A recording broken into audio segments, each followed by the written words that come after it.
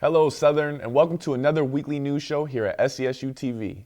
I'm Aaron Berkowitz. And I'm Catherine Kraychuk. Today, we will be covering a campus protest, upcoming spring activities, Southern sports, and more.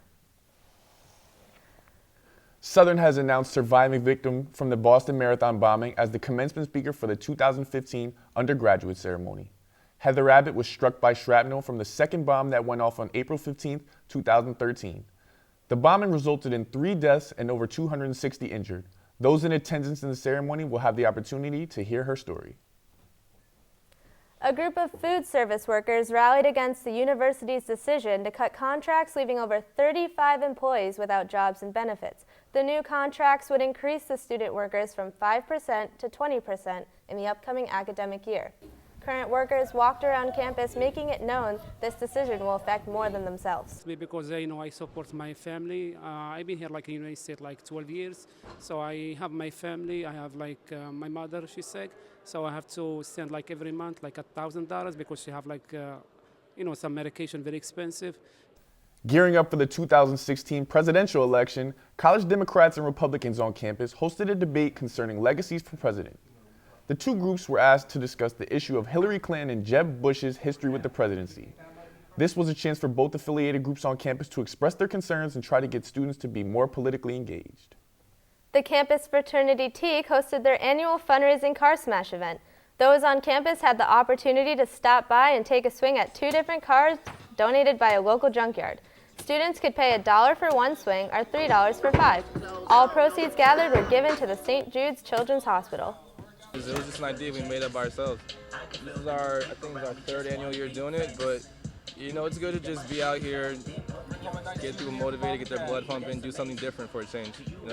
Rap music hasn't always received positive feedback from society due to the use of profanity and explicit content. I got the chance to catch up with a Southern student who uses rap in a different way.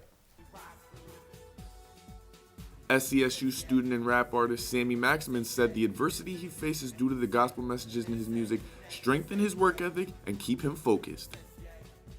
It makes me the hardest working person in the room, honestly. And I feel like God has kind of told me to chill out, let him handle that. Because usually in my head I'm like, all right, I want to be number one, I want to be number one. But sometimes I got to remember, man, this isn't about being number one.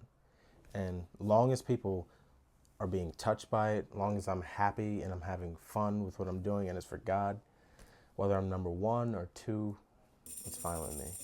Maximin said dealing with being labeled by his audience can be a challenge, but it hasn't affected his drive to go down as one of the greats. Being on Southern's campus, I kind of had a different grind, people kind of just view me as an artist, and then they're like, oh wait, he's a Christian artist. So I kind of have that, to kind of help me, and this is what I want to do for a living, honestly. With music, movies, I want to direct, I want to act, I want to write, everything. With my music videos, I usually direct and come up with the treatment myself. I treat it like an actual movie. He explained that the support he gets on campus from the likes of Jim Furlong, SCSU's Catholic chaplain, has helped him immensely. I'm not of the generation that really appreciates rap. But there's an honesty and an energy and a poetry to what he's doing. He's one of the people who really encourage me, and tell me, just keep pushing, wait on God's timing. God has a plan. You're gonna get there. Just keep, doing what he wants. Furlong said he personally loves that Maximin has chosen an innovative way to express his faith. Some people do it with bright colors. Some people do it through art. Art is a marvelous way to discuss your relationship and to explore your relationship with God. And music is truly a gift, and he's got a gift. Furlong said he supports Maximin's decision to try to turn his passion for music into a career, and he's very excited to see where his creative journey takes him. Coming from the Interfaith Office and Student Center, I'm Aaron Berkowitz. 5 Southern students have received this year's Henry Bernard Distinguished Student Award. All recipients needed to obtain a 3.7 GPA or higher and demonstrate significant participation in university or community life.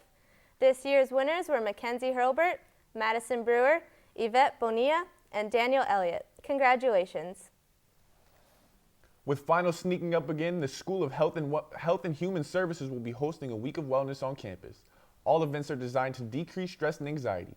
Starting on April 13th, running through the 17th, students will have a chance to participate in activities such as military fitness, Zumba, meditation, biking, and much more. Now here's Trey Freeman with the updates on Southern sports.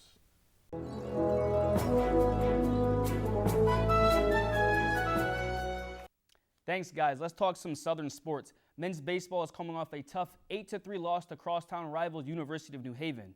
The score was all tied at 3, but the Chargers pulled away within 5 runs in the 11th inning. The Owls are back in action April 14th at home against the Delphi.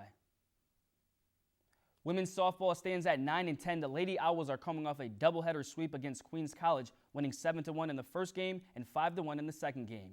The Owls are next up April 15th as they take on Adelphi. 11 women on the gymnastics team will compete this weekend in the USA National Meet. Julie Ortiz spoke with junior Nicole Pruchnick, who will be competing on the national stage for her 3rd year in a row. Since starting gymnastics at the age of 4, Nicole Pruchnick brings energy to the competition floor. I used to just jump on everything. I used to use my couch as a vault. Now a junior at Southern Connecticut State University, Pruchnick is a 3rd-time qualifier in the USA Gymnastics National Meet. She decided to attend Southern after a recruiting tour led by Coach Jerry Nelson. When I came here, I just felt like I was at home. I look at Coach kind of like another father, like a father figure. Coach Nelson says he knew Pruchnick would be a strong member on his team. She's very aggressive. She works out really hard. She's very confident when she gets out there on her routines, and she likes to show off. Nelson says he's enjoyed watching Pruchnick become a role model to her teammates. They look up to her. You can just see it, and they're watching her and trying to emulate the same kind of showmanship out there. Pruchnick may be confident balancing on the beam, but she says she also has to balance the responsibilities of being a student, too. Between practice and carrying 18 credits and then going to clinical, and I think gymnastics, because I don't know if I'd be able to do it if I didn't understand what focus was and what having a goal and a dream was. And that's what keeps her going. Although she lives the rigorous lifestyle of a college athlete, Pruchnick says she always manages to keep a smile on her face and on the faces of those around her. I'm the one that always tries to make people laugh. I'm not necessarily very funny, but I try and do it anyway. And as for the national meet, Pruchnick says she just wants to have fun with it.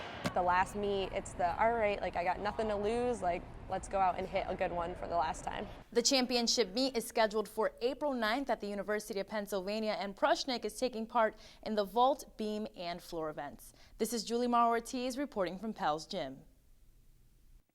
And this week's National Guard Athletes of the Week are Jessica Van Alphen from women's softball and Michael Cameron from men's track. Congratulations to both athletes.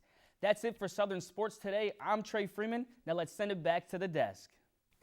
Thanks, Trey, and thanks to all of you for watching. I'm Aaron Berkowitz. And I'm Katherine Kraychek. For more updates, follow us on Twitter and Instagram or watch us on Channel 919. Enjoy your day, and we'll see you next time here for more Southern news.